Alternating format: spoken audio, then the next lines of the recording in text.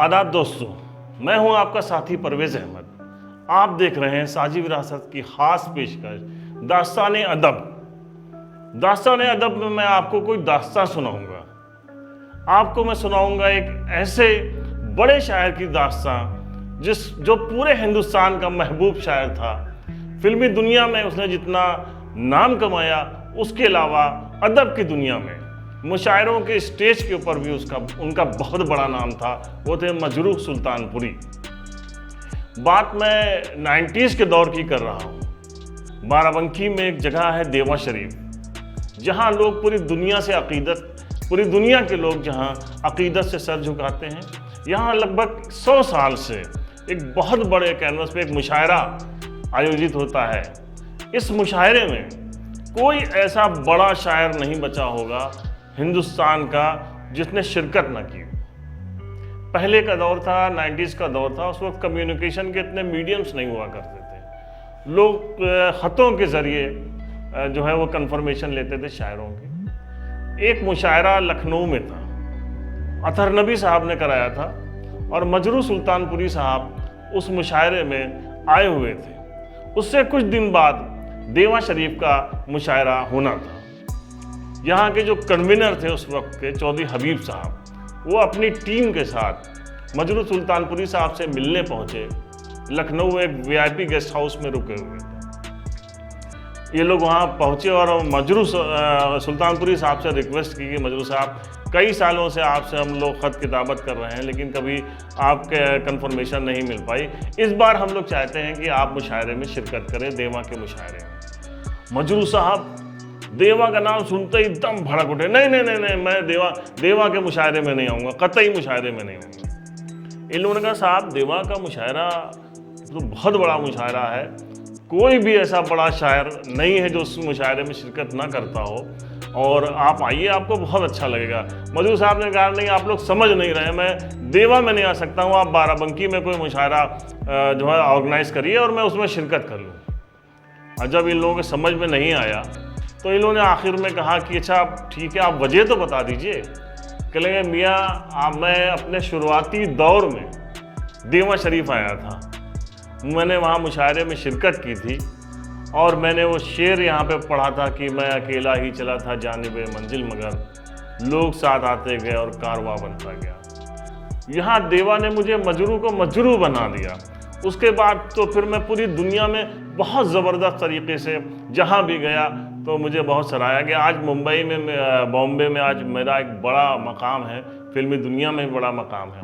बाराबंकी के जो देवा के जो सामईन आते हैं वो बहुत बाशौक़ बाज़ौक़ भी हैं, लेकिन बड़े ख़तरनाक भी हैं, हुटिंग भी करते हैं। और अगर इस उम्र में मेरी हुटिंग हो गई तो मेरे लिए बड़ी मुसीबत हो जाएगी। खैर, चौधरी हबीब साहब और उनके साथ हशमतुल्लाह साहब गए हुए थे। इन्होंने कहा कि नहीं, देखिए ऐसा नहीं है, और देवा आप आइए और आपको बिल्कुल वैसे ही इज्जत मिलेगी, वैसे ही लोग आपको पसंद करेंगे, और आपका बड़ा नाम है, आपको लोग बहुत पसंद करते हैं। एक बार फिर देवा आप आइए और आपको उससे ज़्यादा मज़ा आएगा। खैर, मजरूह साहब कंडीशनल तैयार हुए। कंडीशन ये थी कि मैं आऊँगा, मुशायरे में पढ़ूँगा और फ़ौरन वापस आ जाऊँगा, बस थोड़ी देर के लिए मैं उस मुशायरे में रुकूँगा। बात तय हो गई और वो दिन भी आया, मुशायरा शुरू हुआ। मजरूह साहब तशरीफ़ लाए। रात के करीब 12 बज चुके थे, मुशायरा अपने शबाब पे चल रहा था। जैसे ही वो तशरीफ़ लाए, उस दौर के नाज़िम सकलैन हैदर साहब निजामत कर रहे थे उस मुशायरे की। बहुत ही बड़े नाज़िम थे, बड़ा नाम था और उन अल्फाज के जादूगर थे।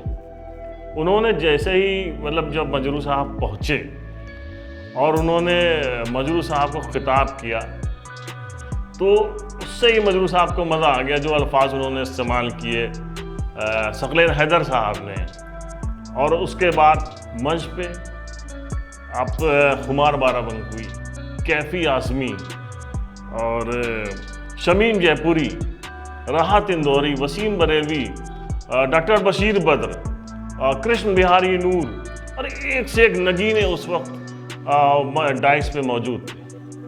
तो ऑर्गेनाइज़र ने कहा कि मजरूह साहब आपको पढ़वा दिया जाए अगली बार। उन्होंने कहा नहीं, बहुत अच्छा मुशायरा चल रहा है, अभी चलने दीजिए। एक के बाद एक शायर पढ़ता गया, हिट होता गया और पूरा मजरू साहब उस मुशायरे का मज़ा लेते रहे।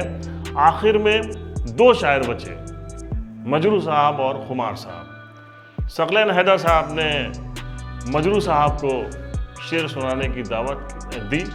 मजरू साहब खड़े हुए, इससे पहले खुमार साहब ने माइक पकड़ लिया और खुमार साहब ने कहा कि नहीं, मजरू साहब हमारे मेहमान हैं, पहले मैं पढ़ूंगा और उसके बाद मजरू साहब पढ़ेंगे। मजरू साहब का बड़प्पन देखिए, उन्होंने कहा नहीं नहीं, खुमार बहुत बड़े शायर हैं, पहले मैं पढ़ूंगा फिर खुमार पढ़ेंगे। दोनों में काफ़ी देर तक आपस में होता रहा कि कौन पढ़ेगा। फिर आखिर मजरू साहब ने उनसे पहले अपना कलाम सुनाया। लोग झूम उठे। 3 गज़लें सुनाई मजरू साहब ने, आफत कर दी बिल्कुल, और वो मोहब्बतों से नवाजा गया कि क्या कहने। मैं आपको ये भी सुनाता हूँ कि उन्होंने कौन कौन सी गज़लें सुनाई। उनकी तीनों गज़लों के एक आध शेर मैं सोचता हूँ कि आपसे शेयर किए जाएं। हमारे बाद अब महफिल में अफसाने बयां होंगे, हमारे बाद अब महफिल में अफसाने बयां होंगे, बहारें हमको ढूंढेंगी, न जाने हम कहाँ होंगे। न तुम होगे न हम होंगे, न दिल होगा, न तुम होगे न हम होंगे, न दिल होगा, मगर मंजिलें होंगी हजारों कारवां। ये उनकी एक गज़ल उन्होंने सुनाई थी जिसके शेर थे, और एक और उनकी गज़ल जिससे वो एक पैगाम भी दे गए थे।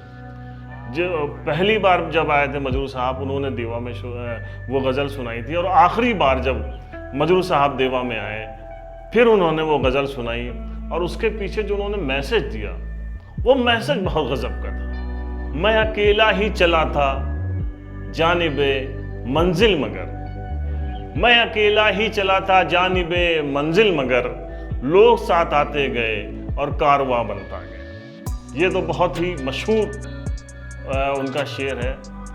इसी गज़ल का एक और शेर उन्होंने सुनाया था, जो जावेदा कहते हैं, जो कभी नष्ट ना होने वाला, कभी नष्ट ना होने वाला, और मजमून मतलब सब्जेक्ट। तो आप सोचिए उन्होंने क्या एक शेर के ज़रिए क्या मैसेज दिया है। दहर में मजरू कोई जावेदा मजमून कहा, दहर में मजरू कोई जावेदा मजमून कहा, मैं जिसे छूता गया वो जावेदा बनता गया। तो ये किस्सा अगर आपको पसंद आया हो तो आप इसको लाइक करिए, हमारे वीडियो को शेयर करिए, और प्लीज़ सब्सक्राइब करिए, जिससे हम अच्छी दास्तान आप तक पहुंचाते रहें। बहुत शुक्रिया।